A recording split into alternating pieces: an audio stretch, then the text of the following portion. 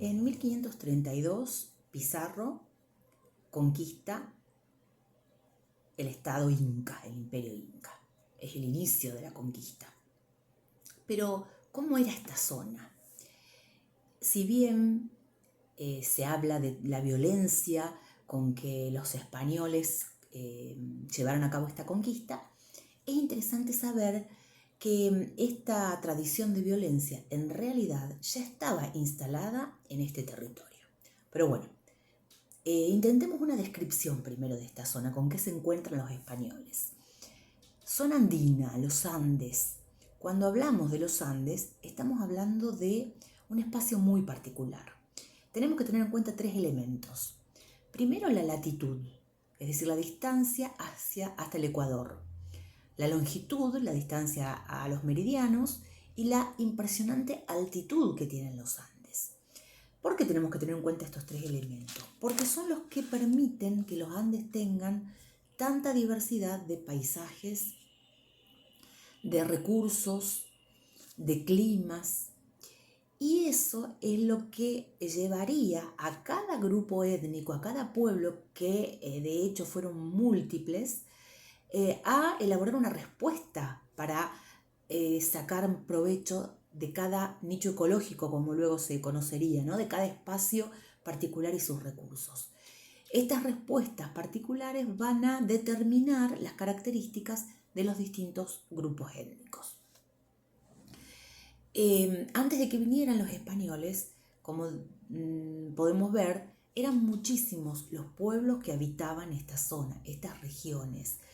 Pueblos que convivían y no siempre de manera pacífica. Por el contrario, eran constantes los conflictos, las múltiples luchas que había entre ellos.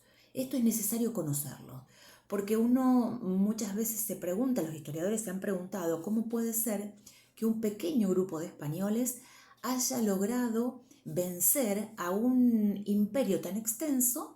Lo mismo pasa en Mesoamérica,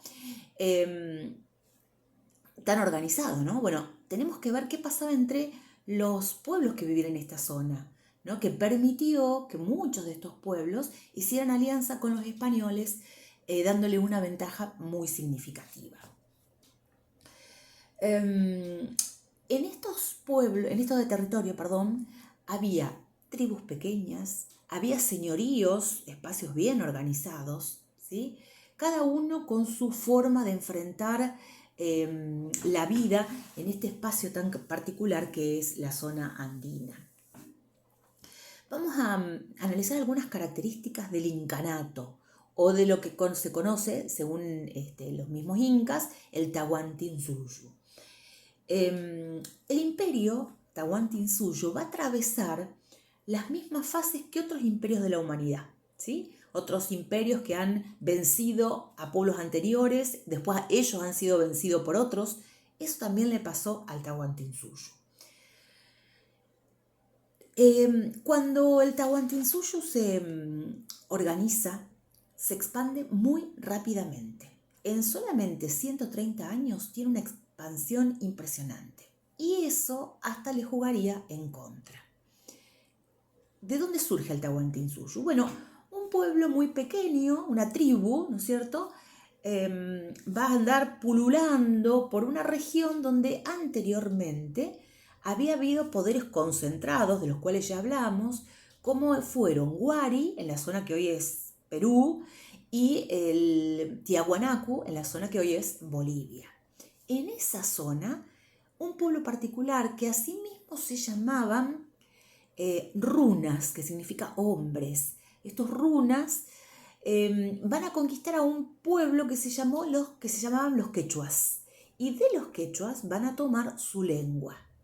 Entonces, estos runas que comienzan a incorporar la lengua quechua empiezan a expandirse, y de una de las zonas de las cuales se expanden es la zona de la costa. La zona de la costa, nosotros cuando estudiamos la época de los florecimientos regionales, habíamos visto a los moches.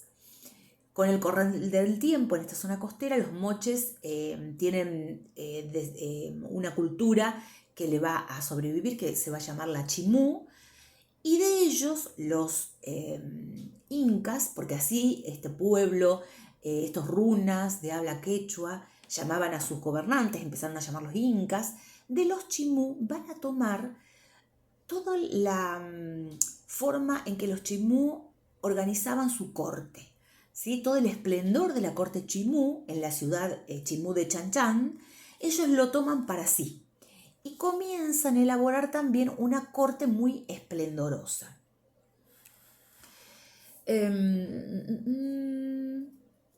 Entonces, ¿cuál era la situación política? Eso nos interesa, de los españoles, perdón, del Tahuantinsuyo a la llegada de los españoles. Eso debe interesarnos porque va a permitirnos comprender cómo se dio este proceso de conquista de parte de los españoles. Esto de que una tribu pequeña, como estamos comentando, crezca y domine y se transforme en un imperio no es nuevo. También en Europa podemos decir que pasó lo mismo, ¿no? Una tribu toma elementos culturales de otros pueblos y se transforma en un imperio. Los romanos hicieron algo similar. Eran un pueblo pequeño y fueron tomando elementos culturales y se transformaron en un gran imperio, ¿no?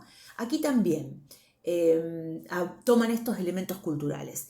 De Huari, por ejemplo, toman el tema de incorporar a la región que van conquistando lo que serían capitales zonales. Huari, en el tiempo de los estados regionales que ya vimos, tenía esta característica, ¿no? De instalar ciudades fortificadas que eran zonas capitales de distintas regiones. Esto lo van a tomar los incas, las capitales regionales o zonales. Pero también otra cosa que van a tomar de Huari es que si vos tenés distintas capitales zonales, necesitas que estén comunicadas. ¿Cómo lo hicieron? Bueno, con el famoso Camino del Inca, o también llamado Capac Ñam, que en realidad ya lo habían empezado previamente, la cultura Huari ya había empezado con esta forma de comunicar a las grandes ciudades que eran los caminos, ¿sí? Eso toman entonces de Huari. ¿Qué toman de Tiahuanaco? Bueno, de Tiahuanaco van a tomar algo que tiene que ver con su economía, la producción. Toman el tema del control vertical de los nichos ecológicos. De eso vamos a profundizar más en otra clase, ¿no? Justamente los Andes tienen la particularidad de tanta altura, entonces en diferentes alturas los cultivos se desarrollan de maneras diferentes y es necesario entonces cosecharlos en determinadas alturas, ¿no?